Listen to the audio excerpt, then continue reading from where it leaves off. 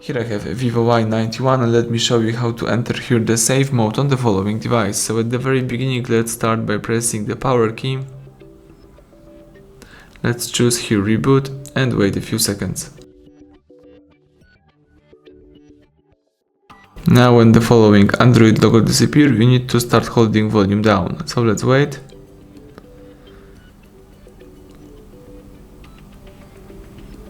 Now let's start holding volume down key.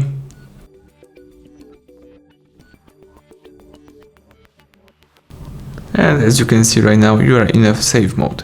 So you can unlock your phone and use it in a safe mode, so you can check out how your device works without the third-party apps. And if you would like to disable this mode and enter the normal mode, let's press power key,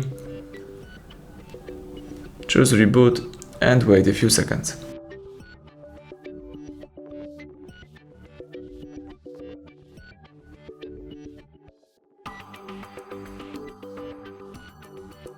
Excellent, now you can unlock the screen and start using your phone in a normal way. Thank you for watching, please subscribe our channel, leave thumbs up under the video.